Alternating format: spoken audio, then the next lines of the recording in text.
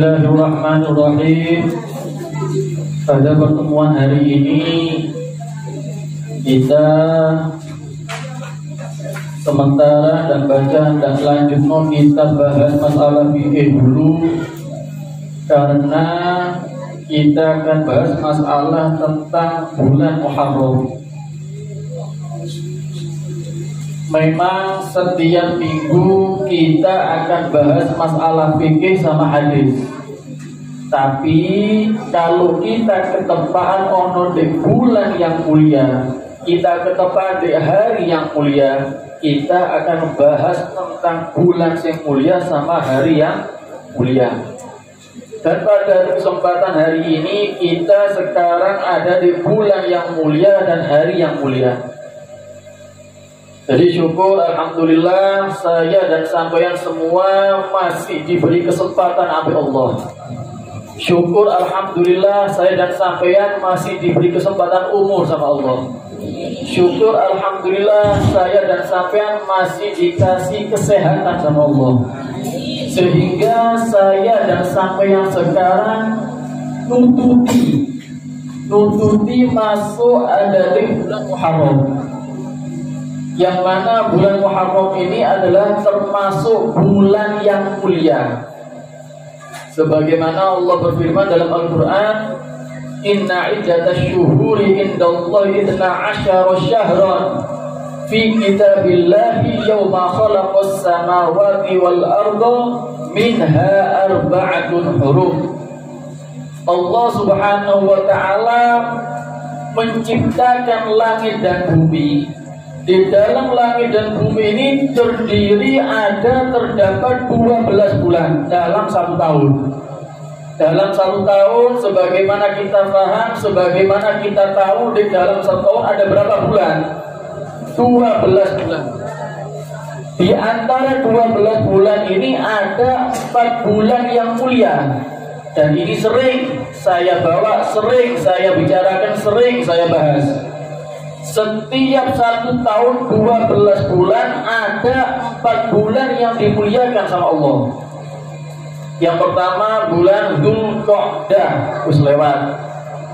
Bulan Dzulhijjah wis lewat. Dan sekarang masuk ada di bulan Muharram. Dzulqa'dah, Dzulhijjah, Muharram, terakhir bulan Rajab. Jadi 4 bulan ini adalah 4 bulan yang dimuliakan sama Allah. Mulai Dzulqa'dah, Dzulhijjah, Muharram iki urutan. Mulai Dzulqa'dah, Dzulhijjah, Muharram iki urutan. Tapi Rajab ono di tengah-tengah. Mencolot wis, mari Muharram langsung mencolot nanti ketemu di Rajab. Jadi yang urutan cuma Dzulqa'dah, Dzulhijjah sama Muharram. Yang namanya bulan mulia pasti banyak keistimewaan, pasti banyak kemuliaan di dalamnya. Artinya apa? Kalau 4 bulan ini dimuliakan sama Allah, berarti sampai beribadah di 4 bulan ini tidak podo, tidak sama sampai beribadah di bulan yang lainnya.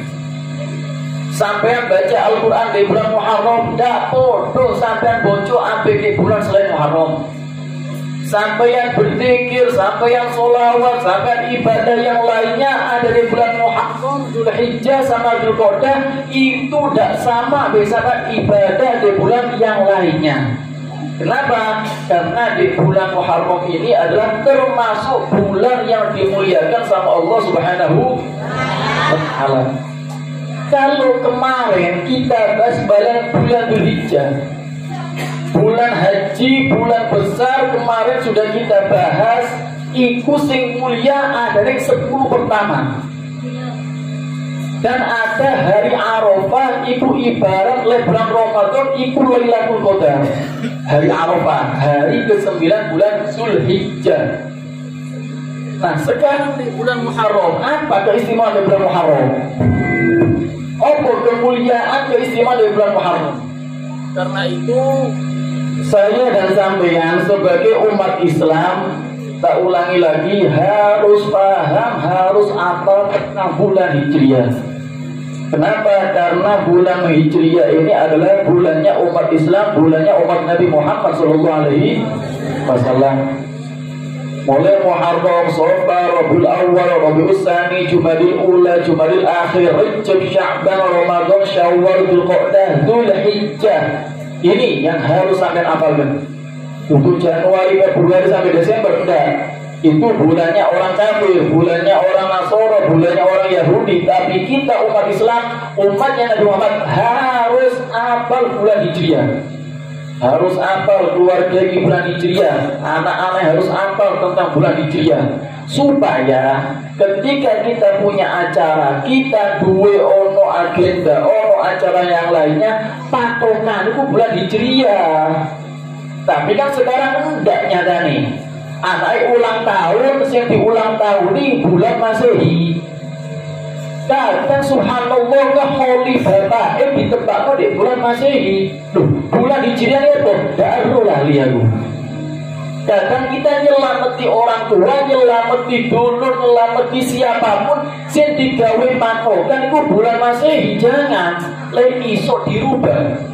Ulang tahun ini anak nyelameti anak misalnya tanggal piro, ambil di bulan Hijriahnya, Pak. Sekarang sampeyan sing sekarang ini eling kira-kira sampeyan lahir kira-kira bulan apa?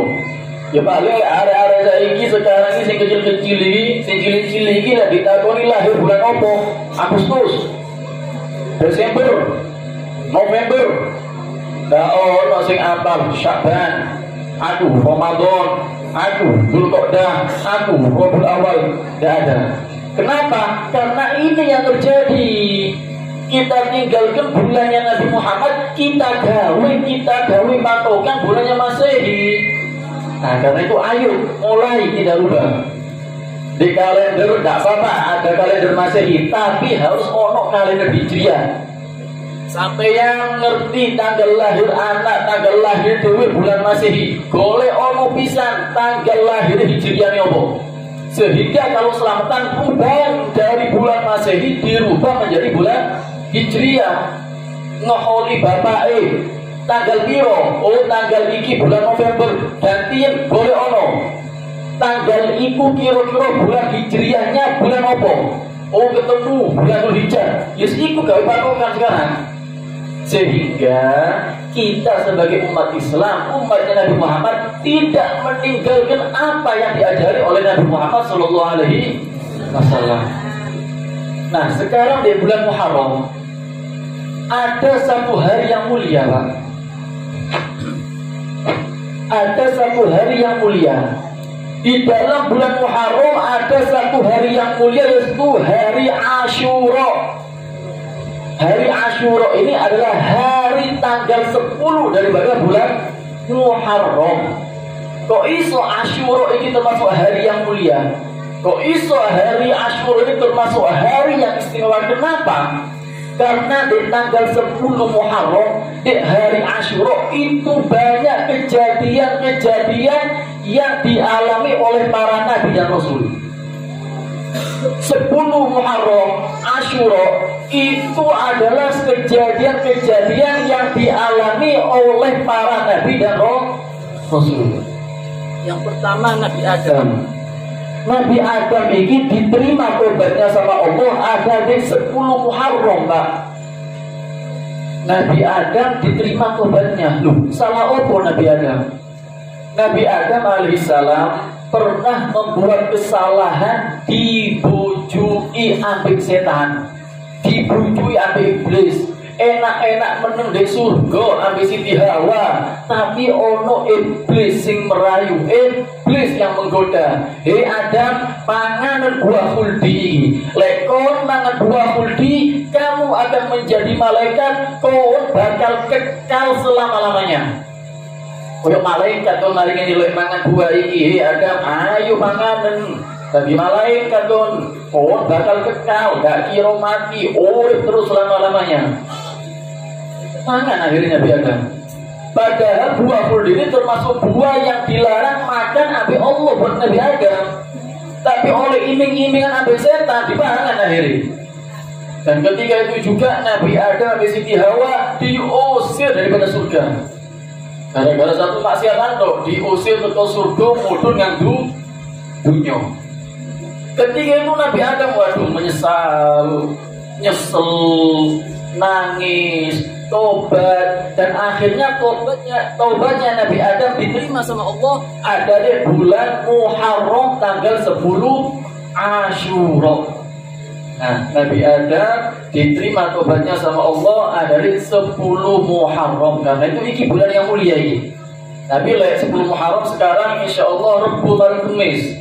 Insya Allah tidak salah Rebu malam Kamis itu jatuh bulan hari Asyura. Terus berikutnya Nabi Nuh alaihissalam. Nabi Nuh alaihissalam ketika kita tidak mau ceritakan panjang lebar, ini bakal bawa ini. Nabi Nuh alaihissalam ketika banjir yang luar biasa, banjir yang gede, banjir begitu hebat, yang mana banjir tersebut sampai menenggelamkan kota tersebut. Bahkan anak Nabi Nuh saling wedine banjir sampai menek munggah gunung. Dan dia termasuk bukan orang yang selamat. Meskipun munggah gunung gak diselamatkan oleh Allah. Yang selamat hanya orang yang satu kapal sama Nabi Nuh alaihissalam. Dan kapalnya Nabi Nuh ini mandek ono di bukit atau gunung yang namanya Gunung Judiyi. Nah itu terjadi ada di 10 Muharram nanti malam Kamis. Nah karena itu Asyura termasuk hari yang mulia. Terus Nabi Ibrahim alaihissalam, Nabi Ibrahim diangkat menjadi Khalilullah, kekasihnya Allah, orang pilihannya Allah, itu ada di hari Asyura. Nabi Ibrahim diselamatkan pas diobong ambek Raja Namrud. Itu juga terjadi di hari Asyura. Begitu juga Nabi Musa alaihissalam diselamatkan ke tentara Fir'aun ambek para tentaranya, yang mana Nabi Musa ambek Bani Israel mentok dengan laut. Buru ini Fir'aun ambek tentara ini wis siap kate materi Nabi Musa ambek orang Bani Israel sing nom ambek Nabi Musa. Ketika dengar Nabi Musa ada laut, ada perintah dari Allah, "Hei Musa, pukulun tongkat nang laut." Akhirnya sebagaimana yang sering kita dengar cerita Nabi Musa, laut subhanallah terpecah menjadi dua. Yang akhirnya Nabi Musa isok melewati tengah-tengah laut bersama Bani Israel pengikutnya Nabi Musa. Tapi tidak sampai di situ, ternyata Fir'aun dan para pasukannya nututi Nabi Musa. Tapi subhanallah kebesarannya Allah, ketika Nabi Musa wis nyampe di pinggir, begitu juga Bani Israel kaumnya Nabi Musa yang nyampe di pinggir. Ketika Fir'aun iki godeng ambil tentarane tutup tengah-tengah gimana? Balik maneng laut. Langsung balik maneng kowe biasane akhirnya tenggelam mati tompes Fir'aun ambil pasukane. Dan itu terjadi ada di hari Asyura. Begitu juga Nabi Ayub alaihissalam. Nabi Ayub sebagaimana kita paham, kita tahu beliau ini termasuk Nabi yang sabar luar biasa banget.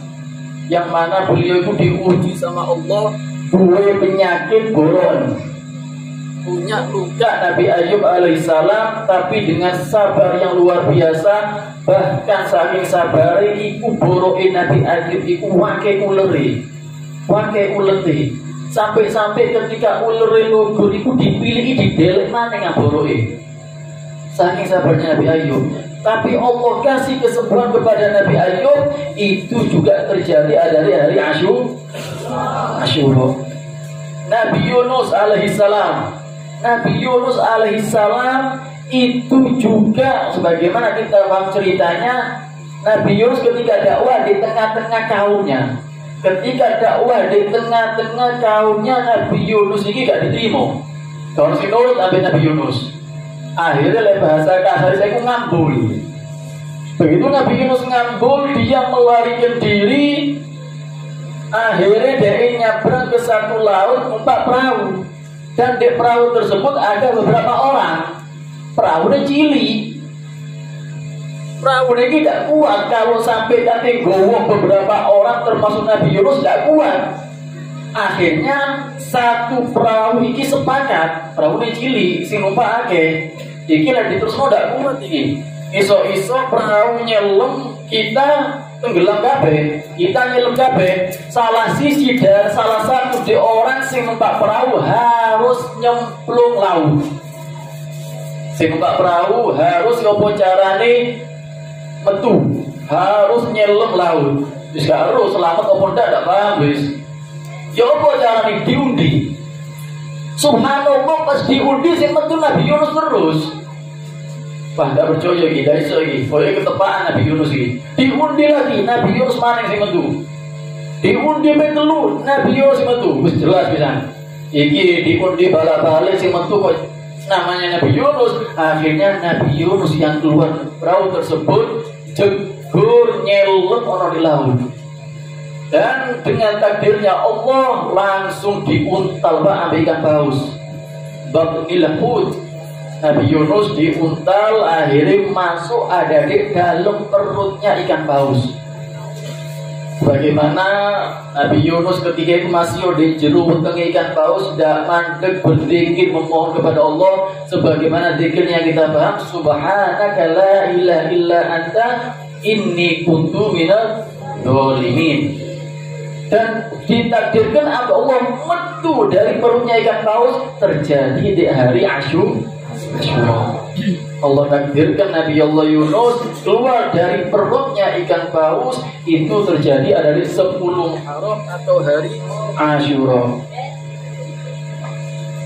Kalau kita sudah paham, kalau kita sudah ngerti, ternyata kejadian-kejadian yang dialami oleh para Nabi dan Rasul, berarti hari Asyura ini jelas hari yang mulia, Pak. Berarti hari Asyura ini 10 Muharram ini jelas hari yang istimewa. Terus opo amalan? Opo kira-kira sing tak lakoni engko di 10 Muharram ini apa? Akeh turu. Apa tulen? Apa keloyongan?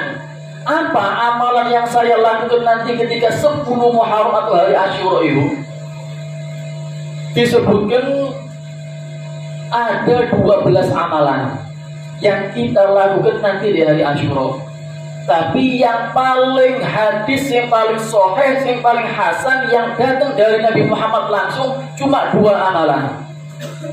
Tapi kalau dikumpulkan itu amalan-amalan bagus, amalan-amalan baik, kabeh ono 12 amalan. Tapi yang paling sahih, yang paling hadis, yang paling bagus, yang paling afdal cuma 2 amalan yang datang langsung daripada Nabi Muhammad SAW. Apa? Yang pertama nanti di hari Asyura kita disunahkan puasa. Di hari Asyura kita disunahkan puasa. Afdal siyam ba'da syahri Ramadan siyamu syahrillahil muharram. Paling afdolnya puasa setelah bulan Ramadan adalah puasa di bulan Muharram. Ayo nanti mana ini? Paling afdolnya puasa setelah Ramadan adalah puasa di bulan Muharram. Ketika Nabi Muhammad ditanya tentang ganjaran nih, wasu'ilani Nabi SAW an-sawabi, ketika Nabi ditanya, hei Nabi, apa ganjarannya bagi orang yang puasa di bulan Asyura? Apa ganjarannya bagi orang yang puasa di 10 tanggal 10 bulan Muharram? Apa kata Nabi Muhammad SAW? Ahtasibu annallaha ayyukaffiru dzunuba as-sanatal madiyah. Siapa orang yang puasa di tanggal 10 bulan Muharram atau hari Asyura, aku berharap, aku memohon, aku berdoa kepada Allah, orang tersebut diampuni dosanya selama 1 tahun. 1 tahun, Pak. Kita manusia tidak membutuhkan dosa. Sing jenenge moto berdetik setiap saat ngelirik yang diharapkan oleh Allah. Cangkem sak dino sak wengi kadang naudzubillah akeh dosane ambek ganjarane. Belum lagi anggota badan kita kadang akeh sing ndak benahi. Tapi kalau kita besok diniati puasa di 10 Muharram, kalau memang diterima sama Allah, itu bakal melebur, menghapus dosa kita selama 1 tahun. Nah, makanya diniati mulai saiki. Diniati nanti hari Kamis insyaallah panjang umur kabeh diniati puasa. Niate ya wis Tidak ada masalah. Nawaitu soma yomi asyura sunnatan lillahi ta'ala. Lek memasakan ndak amal bahasa Arab bebas niat di jero ati dewe-dewe. Aku niat poso asyura sunnah lillahi ta'ala, terserah. Bahasa Madura ndak mau bahasa Cina, terserah. Yang penting sampeyan niat dewe di jero ati. Diniati supaya nanti puasa di hari Asyura. Kenapa sih puasa Asyura ini kok disunahkan sama Nabi Muhammad? Karena pernah Nabi Muhammad ketika di Madinah melihat orang Yahudi ki akeh sing gembira, Pak. Akeh sing seneng wong Yahudi. Dan mereka orang Yahudi ki banyak sing puasa. Nabi Muhammad marani kepada orang Yahudi. Hei, ngomong Yahudi. Opo saya ki kon kok akeh sing seneng. Kenapa kamu sekarang kok puasa? Iya, kita sekarang gembira. Kita sekarang puasa karena kita selamatin Nabi Musa dari kerja digoda Fir'aun. Jadi kita bersyukur pada Allah, Nabi Musa diselamatkan sama Allah dari kejaran Fir'aun. Yahudi Pak selamatan Pak. Yahudi nyelamatin Nabi Musa dengan berpuasa. Nabi Muhammad kerungu seperti itu langsung ngomong, ana ahadkum bi Musa minhum. Kita umat Islam lebih berhak nyelamati Nabi Musa daripada orang-orang Yahudi. Karena itu Nabi Muhammad memerintahkan menyunahkan puasa di hari Asyura. Karena Nabi Yahudi nyelamati Nabi Musa, orang Yahudi juga puasa, sehingga Nabi Muhammad juga bersabda, "Lau ishtu as-sanatal qabilah la sumtu fi yaumit tasu'a." Jadi Nabi Muhammad, kalau aku ditakdirkan oleh tahun depan, lek aku saya nututi tahun ngarep, kata Nabi Muhammad, aku tidak poso di tanggal 10 toh, tapi aku bakal poso di hari ke-9 bulan Muharram. Itu namanya tasu'a. Loh, kenapa? Supaya kita beda dari orang Yahudi. Orang Yahudi podo poso pisan di 10 Muharram. Nabi Muhammad gak gelem. Kita jangan mau sama orang Yahudi. Mereka puasa di hari Asyura, kita juga puasa di hari Asyura. Tapi kudu ono bedone. Apa bedanya? Kita umat Islam lek iso poso pisan di hari ke-9. Namanya tasu'a. Tapi subhanallah ditadiri sama Allah, Nabi Muhammad gak nututi misalnya. Ketika bulan Muharram, Rabiul Awal, Nabi Muhammad sudah meninggal. Gak nututi, gak nyapoi bulan Muharram tahun ngarep ini. Tapi Nabi Muhammad sudah ngomong, sudah niat, lek aku orang tahun ngarep, aku bakal poso di hari Tasu'a. Nah karena itu kita kalau puasa nanti lek iso, kalau bisa di 9 Muharram juga disambung ada di 10 Muharram. Supaya orang bedone kita sama orang Yahudi. Itu yang pertama. Yang kedua, amalan yang datang langsung dari Nabi Muhammad adalah tausi'atul iyal. Tausi'atul iyal itu sampainya ngasih duit belanja lebih dengan bojo di hari Asyura. Sing lanang-lanang sing biasa nge duit belanja dengan bojo, nanti khusus hari Kamis sing biasa nge duit belanja 10.000 misalnya kayak tuku tahu, tempe, terong misalnya.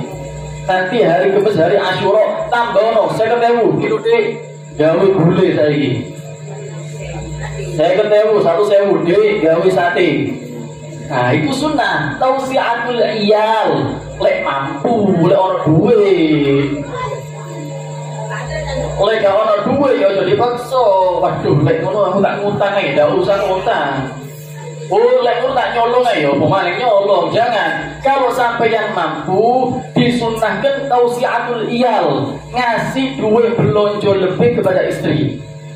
Nah di situ kita disunahkan ngasih uang belanja lebih kepada istri. Apa ganjarannya? Nabi pernah bersabda, "Man wasa'a iyalahu fi yaumi Asyura awsa'allahu jami'as sanah." Siapa orang yang memberi kelebihan rezeki, kelebihan belonjo ngang bojone di hari Asyura, itu orang laki bakal dijamin rezekinya selama 1 tahun. 1 tahun insya Allah bakal dikasih kecukupan sama Allah. Kenapa? Barokah nyenengno keluarga di hari Asyura. Hari Asyura emang itu hari kasih sayang. Kayak duwe opo sing nyenengno bojo, tapi bojo yo aja temen-temen pisan. Engko Mas Asyura Mas, yo opo dek kene duwe 500.000. Ya ngerampok lho yo. Ya biasa-biasa apa sampeyan iki ngetokno duwe ke blonjo yang bisa menyenangkan hatinya istri. Tapi kok sing wedok repot pisan, kadungku koyo ngene, oh hari Asyura iki sing iso nyenengno hatine bojo. Ya wis engko aku lek Asyura tak target e bojoku. Mas aku ndak seneng di hari Asyura gak kalah sampean kayak aku motor. Repot. Yang sewajarnya sak mampune. Nah itu sampeyan disunahkan ngasih uang lebih nyenengno anak minimal lek sampeyan gak duwe iki sing misal kalau ada orang gak duwe wong lanang gak duwe kanthi ngeki duwe belonjo minimal lebih mesra di hari Asyura. Sing biasa nih kadang merot-merotan, kadang ilo-iloan, kadang sering tukaran, ya minimal mesra lah di hari Asyura. Mesra ambil bojone, ambil anake, lek iso mungkin dijak ngelencir, dijak jalan-jalan, gak ada masalah. Hari Asyura, hari kasih sayang. Hari kasih sayang bukan hari Valentine. Hari Valentine itu hari zina. Tapi kalau kita umat Islam, hari kasih sayang, hari Asyura. Wong lanang sing ngeki blonjo lebih nang bojone dijamin oleh Allah 1 tahun insyaallah kecukupan rezekine. Iki Nabi yang jamin. Itu tuh aku, oleh aku sampean oleh percaya gak percaya. Jadi Nabi Muhammad, sapa tidak percaya dengan Nabi. Nah karena itu yang duwe rezeki lebih, ayo diniati. Senengno bojone, senengno anake, supaya kita dapat barokah hari Asyura. Ganti nojo masalah hune petro hari Asyura, ganti bistik, sate, gule, rawon. Cek ono bedone. Nek ono bedone ae padha ae lho. Diniati mulai sekarang aku cek ono buban hari Asyura. Dan iku beke ono sing tak ambil ya. Kira-kira masa opo wong-wong iki. Elor. Berikut juga termasuk amalan yang ada di hari Asyura. Termasuk amalan di hari Asyura, tapi iki hadisnya ada yang dhaif, ono sing tidak sahih. Tapi tidak ada masalah, selama itu amalan baik kita lakukan. Meskipun hadisnya ada sahih, meskipun hadisnya ada tidak kuat. Apa? Silaturahmi di hari Asyura. Kita disunahkan, kita dianjurkan silaturahmi di hari Asyura. Ziarah orang soleh di hari Asyura, yang omane kiai, yang omane para asatid, para gus, para ulama, minta barokah, minta doa di hari Asyura dianjurkan juga. Atau ziarah kuburnya orang soleh, minta doa, tawassul, baca Fatihah, baca Yasin, itu juga dianjurkan ada di hari Asyura. Juga dianjurkan adus. Ya, jangan adus ini bendino, maksudnya di hari Asyura lebih disunahkan lagi, lebih dianjurkan lagi mandi di hari Asyura. Namanya niat mandi Asyura itu. Juga disunahkan sampai yang dianjurkan gawe celak di hari Asyura. Itu sunnah. Gawe celak di hari Asyura. Terus juga disunahkan di hari Asyura ini diriwayatkan dari Imam Sayyidina Ali bin Abi Thalib. Diriwayatkan dari Sayyidina Ali bin Abi Thalib, dianjurkan bagi orang ketika hari Asyura baca surat Al-Ikhlas 1000 kali. Baca qul huwallahu ahad ping 1000. Kuat kira-kira. Kuat. Baca Al-Ikhlas 1000 kali. Apa ganjarannya? Apa pahalanya? Kata Imam Ali bin Abi Thalib, siapa orang yang membaca surat Al-Ikhlas 1000 kali di hari Asyura, maka orang tersebut akan mendapatkan pandangan khusus dari Allah. Allah akan memandang rahmat gawe wong sing baca surat Al-Ikhlas sebanyak 1000 kali. Kalau sudah Allah belok rahmatkan sampeyan Pak, lam yu'adzibhu abadan, selama-lamanya tidak bakal oleh siksa dari Allah. Tidak oleh siksa dari Allah. Berarti jelas Anda termasuk orang yang selamat sudah. Siapa orang yang baca surat Al-Ikhlas ada di hari Asyura, itu orang bakal mendapat pandangan khusus, pandangan rahmat dari Allah karena baca Al-Ikhlas 1000 kali. Dan siapa orang yang dipandang sama Allah dengan pandangan rahmat, lam yu'adzibhu abada, selama-lamanya enggak bakal disiksa oleh pangeran. Tidak disiksa, siji sampai dari selamat, loro sampai enggak kira masuk neraka, telu wis pasti sampai masuk surga. Baca surat Al-Ikhlas, yes, diniati lah, diniati semua amal-amal itu diniati mulai sekarang. Insya Allah kita bisa, kita nututi, kita lakukan, kita kerjakan sehingga kita semuanya menjadi umat yang dicintai Nabi Muhammad SAW. Lek mampu, lek iso, bocor. Qul wallahu ahad, Allahu samad, lam yalid wa lam yulad wa lam yakul lahu kufuwan ahad. Bismillahirrahmanirrahim. Qul wallahu Allahu samad. Ping 1000. Khusus di tanggal 10. Gak boleh dicicil. Nanti di hari Asyura tanggal 10 bulan Muharram, hari Kamis insyaallah. Makanya enak ada amalan, itu kesempatan gawe kita yang miskin ganjaran. Kesempatan gawe kita sing melarat pahala, melarat ganjaran. Saiki waktune. Sekarang saatnya kita ini memperbanyak amal ibadah. Karena belum tentu Muharram ngarep kita ini butuh di mana, Pak? Belum tentu Muharram ngarep kita ini termasuk seorang, belum tentu. Karena itu saya diniati untuk di hari Asyura, diniati amalan-amalan seperti tadi, la iso dilakukan, la iso dikerjakan, dan kita tetap minta sama Allah mudah-mudahan panjang umur sama dikasih sama Allah Subhanahu wa Ta'ala. Terus yang tidak kalah penting juga di hari Asyura, sebagaimana yang kita paham, di hari Asyura kita kenal adalah hari rayanya anak yatim. Hari Asyura kita juga dianjurkan sama ulama, bahkan ada mengatakan hadis meskipun tidak kuat, kita dianjurkan menyantuni anak yatim. Tapi perlu kita paham, anak yatim itu syaratnya ono loro. Man mata abuhu walam yablugh. Anak yatim itu yang ditinggal mati abahnya, itu ditinggal mati ibunya, ditinggal mati itu ditinggal belayu, ditinggal mati itu ditinggal cerai, ditinggal mati sama bapak walam yablugh, dan dia belum balik. Karena tadi disampaikan kalau memang nyantuni anak yatim belum. Ojo saiki pulane gono bapake dikai duwe, pulane gono bapake dikai santunan. Gelede bapake minggat, gelede bapake belayu. Jangan. Anak yatim itu yang ditinggal mati sama abahnya, walam yablugh, dan dia belum balik. Kalau ditinggal mati sama bapake tapi umur 17 tahun, itu yatim, yatim tuwe jenenge. Yatim itu yang ditinggal mati sama bapaknya dan belum balik. Dan ketahuilah ikhwani, menyantuni anak yatim ini sangat luar biasa ganjaran Pak.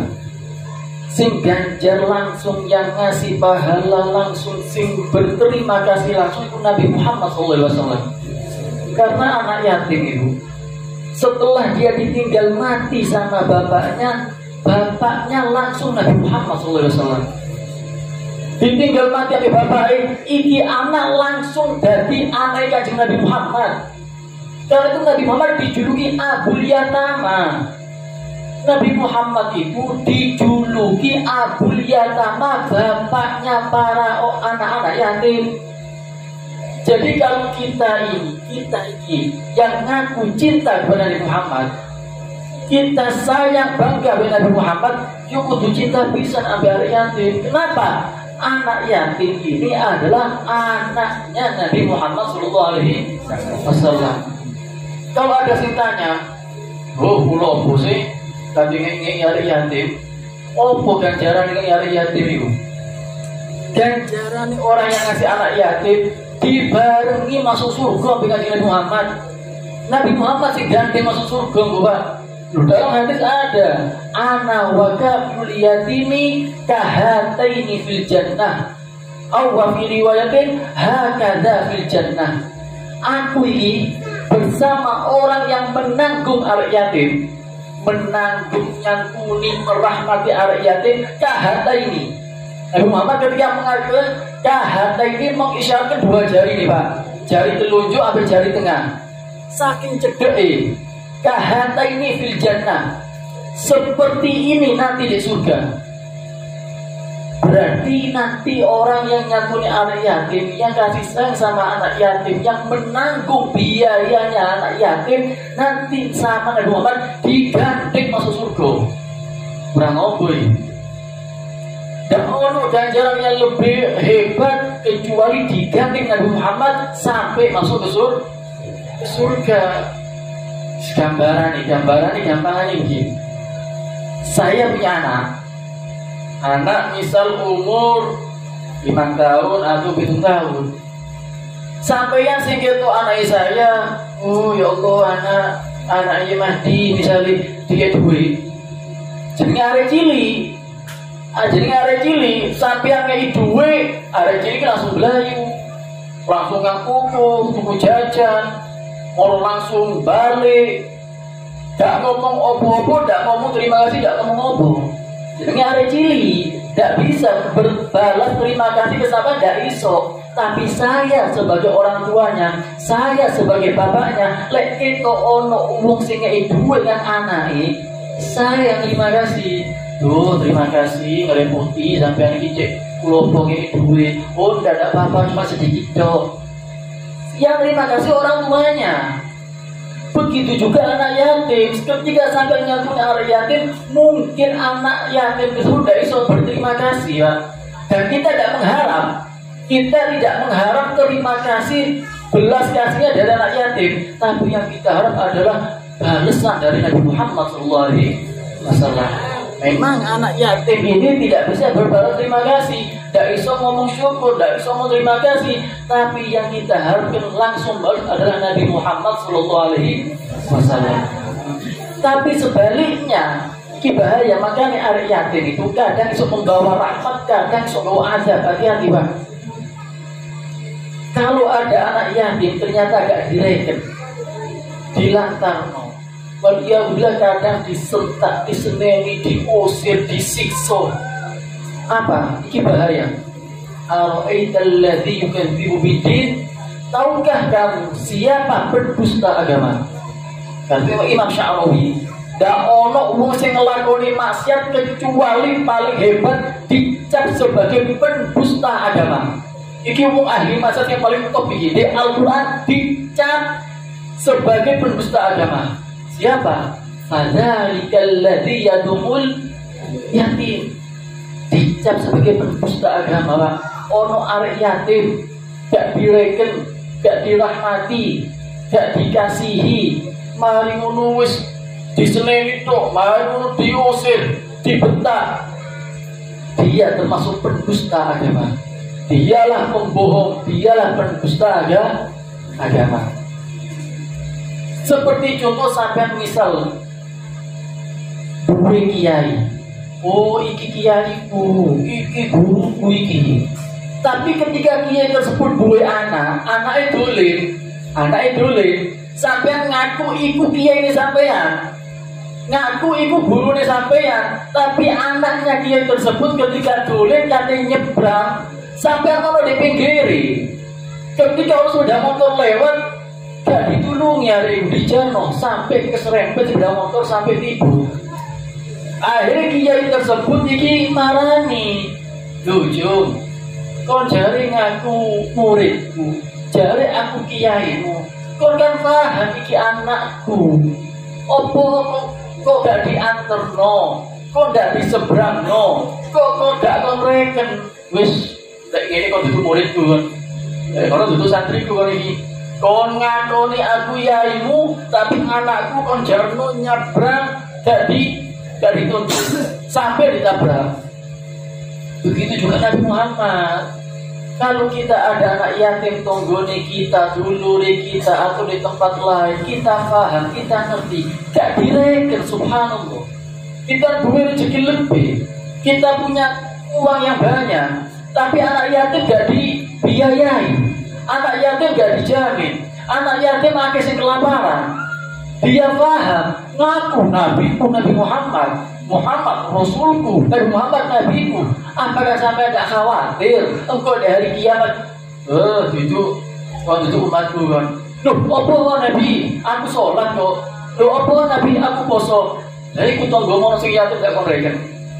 Dari ku tonggomu ono sing yatim tidak kon kenano. Tidak kon reken malah kon jadi reken.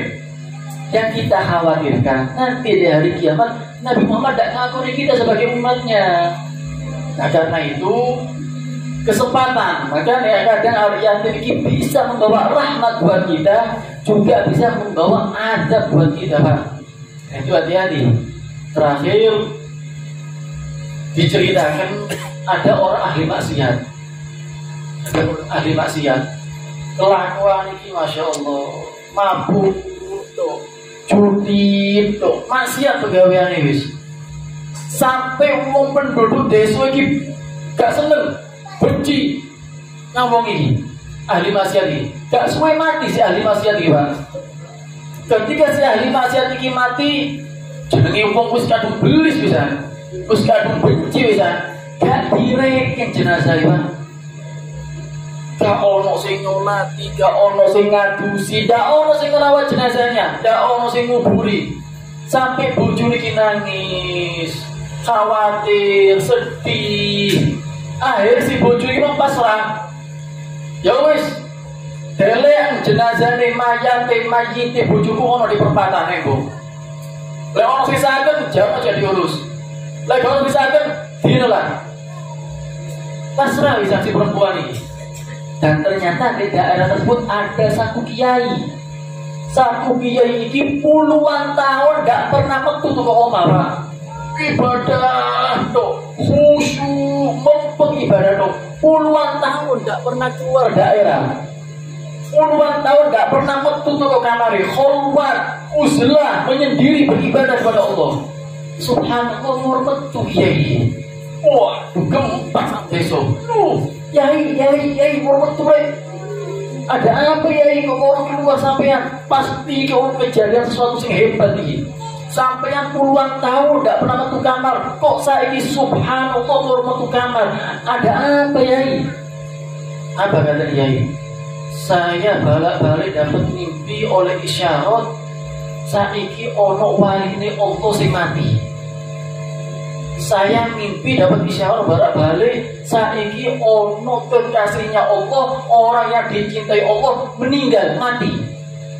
Besok penduduk tersebut tidak ada Yai, tidak ada orang soleh yang mati sekarang Yai. Tidak ono, iki gak ono wong soleh mati saiki, tidak ada Yai. Jari Yai tidak mungkin. Isyaratku tidak mungkin keliru, mimpiku tidak mungkin keliru. Saiki ono wong soleh mati. Saiki ada walinya Allah, orang yang dicintai Allah mati. Yai, memang sekarang tidak ada orang soleh yang mati, tapi ada satu orang mati, dia ahli mabuk.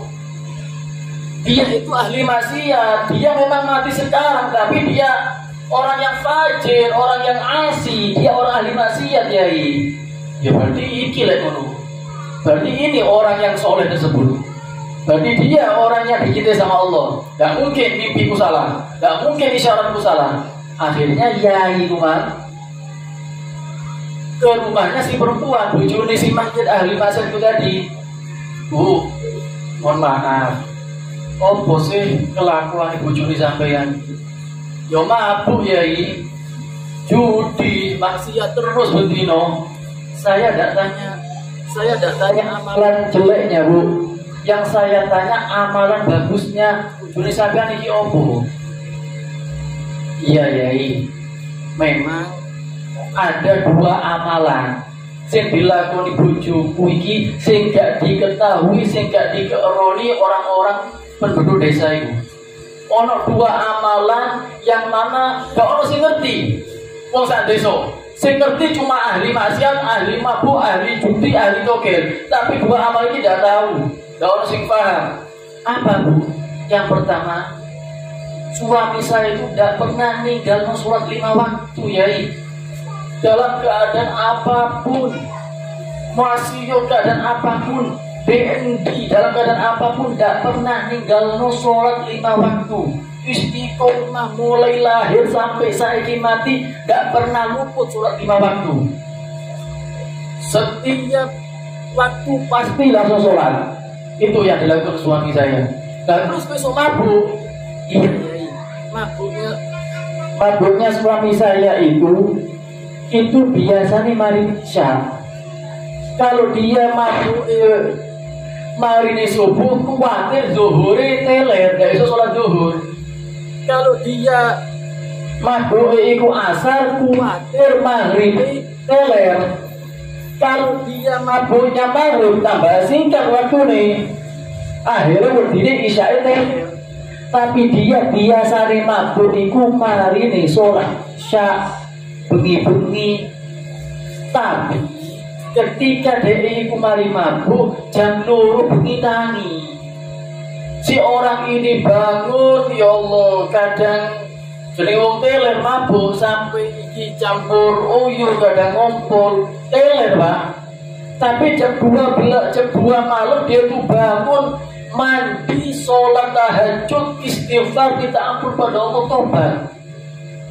Iki orang gimana? Mabuk bedino. Tapi begitu tengah malam, ya Allah, dia itu menghadap kepada Allah, ya Allah, betapa hinanya hamba-Mu ini, ya Allah. Pantes tak kiranya aku ini ngadep kepada Engkau, ya Allah. Wong penduduk desa ndak ono sing nrimo aku, ya Allah. Makhluk saku pun ndak ono sing nrimo aku, ya Allah. Kalau aku tidak diterima makhluk, kalau Engkau tidak menerima aku, ya Allah, mau jadi apa, ya Allah? Nyesel Pak. Nyesel dengan perbuatannya, nangis buat Allah setiap malam. Dan akhirnya orang itu diterima tobatnya sama Allah. Yang pertama. Yang kedua, suami saya ini Yai, kerjaan pas-pasan, duwe pas-pasan, tapi cinta nih temen sampai arek yatim. Setiap dia itu duwe rezeki, sing dicukup rezeki niku pas-pasan, gawe dhek sak cukupe, gawe dhek selebihne gawe arek yatim. Cinta luar biasa sampai arek yatim. Bahkan kalau dia melihara anak yatim dinginno ndek omahe, dia tidak gelem turu kecuali arek yatim wis turu kabeh. Dia tidak kepingin mangan kecuali anak yatim wis waras kabeh. Dia tidak kepingin gawe kelambi anyar, kelambi baru kecuali arek yatim iki nang ditukokno kelambi anyar kabeh. Begitu cintanya kepada anak yatim. Akhirnya jadi lah iki amalan ini yang bisa membuat orang tersebut ternyata menjadi orang yang dicintai sama Allah. Ternyata Pak, amalan yang paling dicintai sama Allah itu adalah sampai yang kalau ngerasa hina, sampai ngerasa banyak salah kepada Allah, sampai yang mohon minta ampun kepada Allah. Yang paling dibenci ambil Allah, wis maksiat, judi, togel, mabuk, zina, sombong jalan. Wis ahli mabuk, sombong. Aku Mas 5 botol kuat. Aku wis entek pirang uang. Wis maksiat, sombong, ini yang dibenci sama Allah. Tapi yang dicintai sama Allah, dia mengaku banyak salah kepada Allah. Dia ngaku akhir dosa dengan Allah. Dia mengaku dia ini orang yang hina, hamba yang hina, banyak salah, banyak dosa. Ini yang dicintai sama Allah. Yang kedua, hatinya rahmat. Jadi itu rahmat ambil yatim. Kalau dia itu punya hati yang rahmat, ar-rahimuna yarhamuhumur rahman. Irhamu man fil ardi yarhamukum man fis sama. Orang yang punya rahmat, yang hatinya rahmat, iso bantu wong lain, membantu anak yatim, Allah bakal merahmati dia, Pak. Siapa orang yang merahmati makhluknya Allah di bumi, rahmat yang arek yatim, rahmat yang arek miskin, rahmat yang orang tidak mampu, yarhamukum man fis sama, maka nanti penduduk langit, para malaikat, Allah, semua penduduk langit bakal rahmat pada orang tersebut. Kenapa? Karena dia punya hati yang rahmat. Dan itu kesempatan. Kesempatan buat kita memang boleh rezeki lebih, saatnya nyenengkan hari anak yatim. Dan tentunya nyenengno atine anak yatim butuh khusus di hari Asyura. Kapanpun sampeyan boleh rezeki lebih, iso nyatune hari yatim. Cuma memang hari Asyura identik kebiasaan, memang itu adalah hari rayanya anak yatim. Tapi yang jenengnya membantu hari yatim gak khusus hari Asyura. Kapanpun sampean mampu, kapanpun sampean duwe rezeki lebih, bantu anak yatim. Lek duwe biaya lebih, lek iso biayai anak yatim loro, biayai loro nih, sehingga sampean bakal dijamin masuk surga dengan sama Nabi Muhammad SAW. Dan perlu diketahui juga, kalau sampean bantu anak yatim, tak ulangi, ketika sampean bantu anak yatim, ojo diniati iki duit kayak niatono gawe arek yatim dan keluarga. Kalau sampeyan ngasih jajan, sampeyan ngasih kue, iki gawe arek yatim, akhirnya ibuke ndak oleh mangan. Haram dipangan ibuke, haram dipangan cacai, haram dipangan dulure. Kenapa? Sampeyan mengkhususkan ibuke ya butuh mangan pisang, dulure ya butuh mangan pisang. Kalau sampai mengkhususkan akhir itu mang duwe gawe arek yatim to. Nah terus yo apa carane? Sampai ngasih santunan, sampai ngasih duit, sampai ngasih makanan, sampai yang niatin gawe arek yatim dan keluarganya. Sehingga ketika duit iku digawe belanja ambek ibu ndak dosa. Sehingga panganan itu dipangan ambil dulure dan dosa. Kenapa? Sampeyan niatnya gawe arek yatim ambek keluargane. Karena itu diniati gawe yatim dan keluarganya supaya memang sifatnya umum, tidak khusus. Nah mudah-mudahan insyaallah kita semuanya diberi panjang umur sama Allah. Mudah-mudahan di hari Asyura kita semuanya ditakdir sama Allah bisa melakukan amal-amal soleh yang sudah kita bahas tadi. Dan mudah-mudahan kita semuanya diberi rezeki yang halal, yang barokah sama Allah Subhanahu wa taala. Dan mudah-mudahan kita semuanya dijadikan orang yang dermawan, uang sing lumat, mudah-mudahan insyaallah. Dan mudah-mudahan Allah ampuni semua dosa-dosa kita. Dan mudah-mudahan Allah terima taubat kita. Dan mudah-mudahan kita semuanya menjadi hamba Allah yang bersih daripada dosa, diampuni dosa-dosa kita sama Allah Subhanahu wa taala. Amin amin ya rabbal alamin. Perlu diumumkan ada dua pengumuman. Yang pertama, insya Allah hari Sabtu besok malam Ahad Burda terakhir insya Allah besok malam Ahad tidak orang udur dianjurkan le iso podo milo kabeh.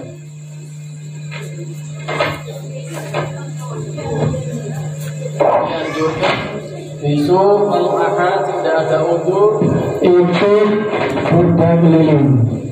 Karena besok adalah terakhir burda keliling.